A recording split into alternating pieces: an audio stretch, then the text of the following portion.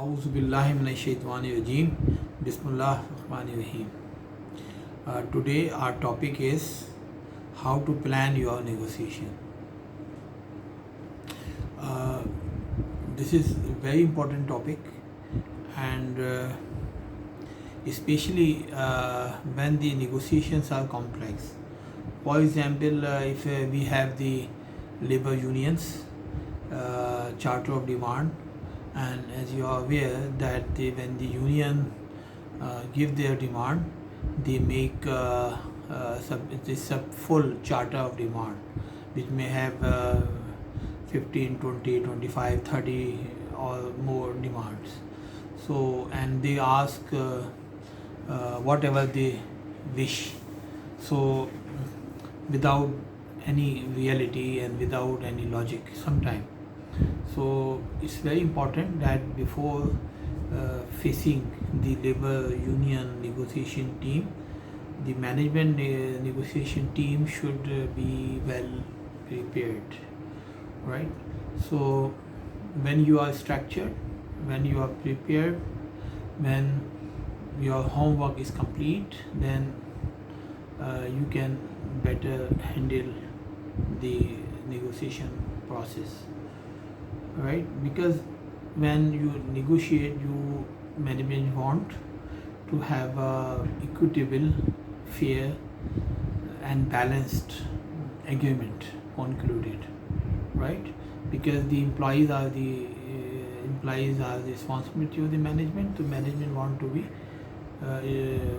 fair. They don't want to strike a agreement which is not reasonable, which is not viable. But on the other hand, the labor unions, and you know the elected labor union is called collective bargaining agent. So collective bargaining agents generally use lot of pressure tactics and lot of pressures to get the management impressed and influenced for their even unreasonable demands. Okay? So I would like to discuss in this video the most important aspects of negotiation, how to plan. تو سب سے پہلی بات یہ ہے کہ you have to see what are the agenda points. ٹھیک ہے، جب آپ کو ڈیمانڈ ملتی ہے تو چارٹ آف ڈیمانڈ کو آپ پڑھیں، اور پڑھنے کے بعد ان کو لسٹ ڈاؤن کریں، اور یہ دیکھیں ان میں کون سی ڈیمانڈس ہیں، کون سی ڈیمانڈ ہیں جو امپورٹنٹ ہیں، کون سی ڈیمانڈ ہیں جو امپورٹنٹ نہیں ہیں، صرف فلرس ہیں، اور کون سی ڈیمانڈس ہیں جو کہ آپ کے لیے ان کو نیگوشیٹ کرنا مشکل ہوگا. ٹھیک ہے، تو پہلا ایشو یہ ہے کہ جب بھی آپ کو چارٹ آف ڈیمانڈ ملے، list down the issues, the demands in order of priority. The most important demands which has for example financial demands, جس میں وہ کہتے ہیں ہمارا انکریمنٹ اتنا دے دیں، اتنے بونسز دے دیں، اتنی میڈیکل فیسلٹی دے دیں، پک اینڈ ڈراپ فیسلٹی دے دیں، لنچ فیسلٹی دے دیں، سو مینی تھنگس. تو یو ہیو ٹو سی کہ what are the important demands, especially the demand which have financial impact on the company. ٹھیک ہے، اور اس کے بعد اس کے حساب سے آپ اپنا ایجنڈا بنائیں کہ جب آپ نیگوسیشن میں جائیں گے تو کون سی ڈیمانڈس پر آپ کی کیا موقف ہوگا. اور ٹھیک ہے، دوسری چیز یہ ہے کہ ایک اینٹیسپیٹڈ ایجنڈا بنائیں سی بی اے ڈیمانڈس کا، یا جو بھی جس سے بھی آپ نیگوشیٹ کر رہے ہیں. اس میں یہ دیکھیں کہ جب وہ دوسری پارٹی نیگوشیٹ کرنے آئے گی، what would be their priorities. For example you can see that the union will be more focused on getting the increments, right. they will be more focused getting the bonus increase.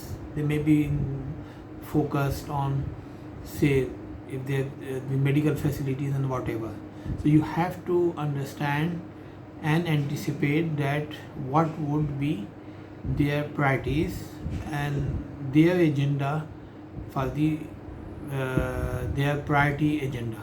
ठीक है, तो उसको भी आप compare करें कि कौन सा डिमांड्स हैं जो कि उनकी टॉप प्रायोरिटीज़ पे होंगी और कौन सी डिमांड्स हैं जो आपकी टॉप प्रायोरिटी पे होंगी जिनको आप रिजॉल्व करना चाहेंगे, जिसमें कोई इशू नहीं है। फिर उन डिमांड्स को देखें कि कौन सी डिमांड्स होंगी कि जो यूनियंस ये चाहेगी कि उस पर बात हो। मिसाल के तौर पे नई डिमांड्स हैं, वो कहेंगे कि आप हमें कैंटीन में दे दें, खाना दे दें सब वर्कर्स को free of cost, transport facilities दे दें। तो उस पर वो उनके ये होगा कि ये अभी नहीं होता है, अभी किसी तरह मैनेजमेंट से हम ये चीज़ें करवा लें। तो आपकी फिर ये प्रायोरिटी लिस्ट पे लोवेस्ट होंगी, क्योंकि you adopted that we will just consider the demands and make incremental increases in their facilities, but will not go for new demands which give them a new facilities. तो ये depend करता है आपकी उस पर। I am just giving the example. तो ये फिर आपका एक तैयार हो जाएगा कि भाई ये मैनेजमेंट की प्रायोरिटीज़ होंगी और ये मैनेजमेंट के, फॉर एग्जांपल आपकी ये डिमांड होगी कि आपकी टॉप प्रायोरिटी में ये होगा कि जो वर्कर्स हैं उनकी जो ओवर टाइम है वो बहुत ज़्यादा होता है और they don't work in the day shift and they work in the evening after in the over time, that cost additional expense to the company. जबकि वर्कर्स की डिमांड होगी कि भाई आप ओवर टाइम बढ़ाएँ और ये करें वो करें।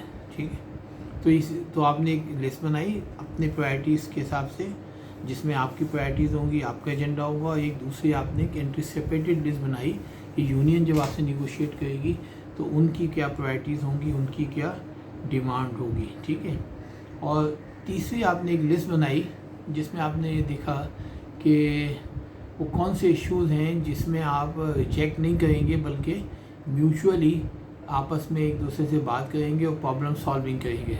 मिसाल के तौर पे आप कहते हैं लड़कियों का ट्रांसपोर्ट का मसला है। ठीक है, वो कहते हैं सर हमारे लड़कियां आती हैं सड़क पे, पहले खड़ी होती हैं, बस लेती हैं, फिर वहाँ से ऑफिस आती हैं, वहाँ से अंदर आती हैं, पैसा भी लगता है, वो ह्यूमिलिएट भी होती है, और फिर शाम में जब जाती हैं रात को हो जाता है security issues as well, right.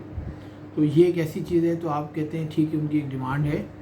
अब हम ये तो पॉसिबल नहीं है कि उनको सबको ट्रांसपोर्ट फैसिलिटी दे दें, मगर इस पे हम बात करेंगे, हम देखेंगे कि किस तरह कंपनी उन्हें हेल्प कर सकती है।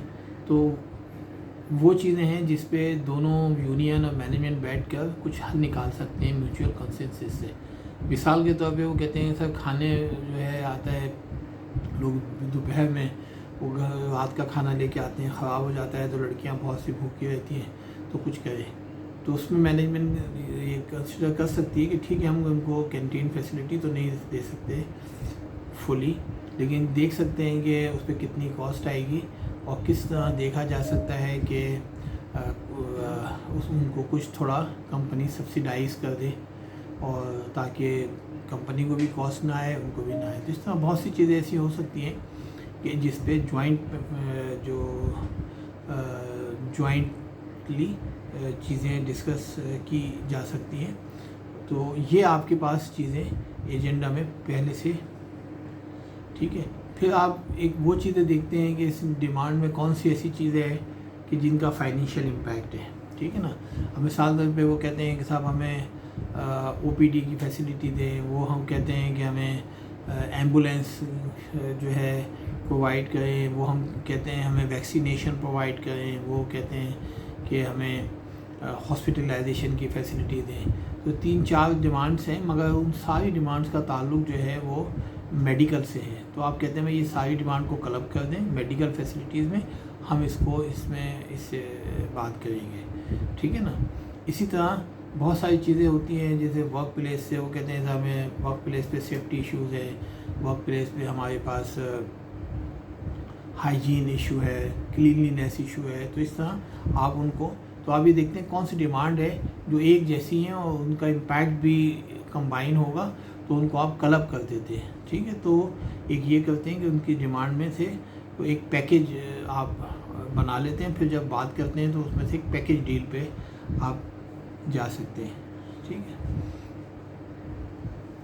اس کے بعد جو امپورٹنٹ چیز ہے کہ اب آپ یہ دیکھتے ہیں کہ ماضی میں جو یونین ایگریمنٹ سائن ہوئے ہیں اس میں کیا اپروچ رہی ہے، ٹھیک ہے، اور یونین نے کن چیزوں پہ کس طرح ریئیکٹ کیا ہے. بعض دفعہ یونین ہوتی ہیں وہ پریشر ٹیکنک میں آتی ہیں اور وہ اس پوزیشن لے لیتی ہیں اور وہ پولرائزیشن کی طرف چلی جاتی ہیں. تو ظاہر ہے اگر آپ کو پتہ ہوتا ہے یونین ہے یہ آئے گی اور پولرائزیشن کی طرف جائے گی تو پھر اس کے حساب سے آپ اپنی اپروچ رکھتے ہیں، ٹھیک ہے نا. آپ کو پتہ ہے کہ ان کے ساتھ وہ کچھ یونینس کی اپروچ یہ ہوتی ہے کہ وہ آتے ہیں اور وہ آپ کے ساتھ بات کرتے ہیں اور آپ کے ساتھ they try to indulge into a joint problem solving thing. وہ آپ سے ریکویسٹ کرتے ہیں کہ سر دیکھیں ہمارے یہ مسئلے آپ ہمیں کریں، ہم آپ کو جو جائز چیزوں پہ سپورٹ کریں گے. تو وہ ایک الگ اپروچ ہے. تو ایسی یونین جو آپ کے ساتھ فرینڈلی ہوتی ہیں، جو ریزنیبل ہوتی ہیں، ان کے ساتھ پھر آپ ایک الگ اسٹریٹجی بناتے ہیں ان کو کس طرح ڈیل کرنا ہے. بعض دفعہ یہ ہوتا ہے کہ کچھ یونینس کی ٹینڈنسی ہوتی ہے کہ they go and involve the external party. مثال طور پہ لیبر، ہر یونین جو ہوتی ہے کمپنی کی وہ ایک فیڈریشن کا حصہ ہوتی ہے، لیبر فیڈریشنز کا، تو وہ اپنی فیڈریشن کو انوالو کر لیتی ہیں. اور جیسے وین آئی واز ان ڈاڈیکس، تو وہاں نیگوسیشن جب ہوتے تھے تو یونین کے نیگوسیشن میں جو فیڈریشن کا ہیڈ تھا وہ آتا تھا. تو اس سے کیا ہوتا ہے ریلیشن شپ اسپوائل ہو جاتی ہے، یا وہ پولیٹیکل پارٹیز کا انفلوئنس بعض دفعہ آ جاتا ہے. بعض دفعہ یونین کی اسٹریٹجی ہوتی ہے کہ وہ کمپنیز میں نیگوشیٹ کرتے ہیں اور دے فیل دی نیگوسیشن، دے گو انٹو ڈیڈ لاک، اور پھر انہوں نے جو فیصلہ کرنا ہوتا ہے وہ جا کے لیبر ڈپارٹمنٹ میں جو ریکنسیلیشن میں کرتے ہیں. تو آپ کو پتہ ہوتا ہے کہ یہ ان کی ہسٹری یہ رہی ہے کہ ان کو کچھ بھی ہم دے دیں گے، ابھی سونے کا نمالہ بھی دے دیں گے، ساری ڈیمانڈ بھی ایکسیپٹ کر لیں گے، پھر بھی یہ ہماری بات پہ ایگریمنٹ نہیں کریں گے اور ان کو جانا ہے اور یہ باہر جا کے لیبر ڈپارٹمنٹ میں ہی کریں گے. تو اس طرح کی یہ آپ نے ہسٹری دیکھتے ہیں، اس کے حساب سے پھر آپ یہ فیصلہ کرتے ہیں کہ یہ کس طریقے سے ان کو ڈیل کرنا ہے. ٹھیک ہے، اسی طریقے سے یہ بہت اہم ہوتا ہے کہ جب نیگوسیشنز آپ کے پاس ہوتے ہیں تو آپ کا ڈیٹا تیار ہونا چاہیے، ٹھیک ہے نا. مثال طور پہ ڈیمانڈس آئی ہیں، اب انکریمنٹ ہے، انہوں نے کہا ہمیں 15% دے دیں، تو آپ کے پاس ڈیٹا ہونا چاہیے کہ سے فار ایگزامپل فارماسیوٹیکل انڈسٹری. تو اس وقت کراچی میں جو pharmaceutical, for example this is a multi national company, تو آپ کہتے ہیں کہ ملٹی نیشنل کمپنی میں 25 فارماسیوٹیکل کمپنیز ہیں وہ آر ورکنگ، اور ان میں یونینس ہیں، اور ان کے جو یونین ایگریمنٹس ہوئے ہیں ان میں ایوریج اتنا انکریمنٹ دیا ہے. یا آپ کے پاس اپنا پتہ ہونا چاہیے کہ پچھلے 5 ایگریمنٹ جو اس میں کیے ہیں اس میں ایک ٹرینڈ کیا ہے، ٹھیک ہے نا. اور دوسرا پھر آپ کے پاس پورا ڈیٹا ہونا چاہیے کہ ان کی جو ڈیمانڈ ہے ہر ڈیمانڈ کا فائنینشیل امپیکٹ کیا ہے، ٹھیک ہے، ہر ڈیمانڈ کا ہسٹوریکل ڈیٹا کیا ہے، ٹھیک ہے. کیونکہ اگر آپ کا ڈیٹا نہیں ہوتا ہے، پاسٹ ٹرینڈ آپ کے پاس نہیں ہوتا ہے، انڈسٹری ٹرینڈ آپ کے پاس نہیں ہوتا ہے، تو پھر جب آپ نیگوسیشن کرنے بیٹھتے ہیں تو you don't have the valid اور اسٹرانگ آرگومنٹس. اور پھر وہ کوٹ کرتے ہیں کہ سر فلاں کمپنی نے یہ دے دیا، فلاں کمپنی نے یہ دے دیا، and you don't have the data to counter there may be false claims. تو اس لیے بہت ضروری ہوتا ہے کہ نیگوسیشن سے پہلے آپ کا ڈیٹا پورا ہونا چاہیے. اور اسی طریقے سے آپ کی ایک اسٹریٹجی ہوتی ہے کون سی انفارمیشن ان کو بتانی ہے، کون سی ود ہولڈ کرنی ہے. مثال کے طور پہ کمپنی اکاؤنٹس ہیں، اگر یونین کو پتہ چل جاتا ہے کہ آپ کو اس سال بہت زیادہ پروفٹ ہوا ہے اور یہ ہوا ہے، اور تو وہ اس کو بلیک میل کر کے they try to get more share. یا ان کو پتہ چل جائے کہ کمپنی اس وقت بہت کانسٹرین میں ہے اور پروڈکشن کے بڑے ٹارگٹس ہیں اور یہ ہیں وہ ہیں، اور they can not afford to delay and slow down the production. تو پھر ان کو وہ آپ کو تنگ کرنے کی کوشش کر سکتے ہیں اور آپ کی اس مجبوری سے اٹھا کر آپ کو پریشر میں لا سکتے ہیں. تو اس لیے یہ آپ کی چیز ہوتی ہے کہ اس کو کس طرح ڈیل کیا جائے.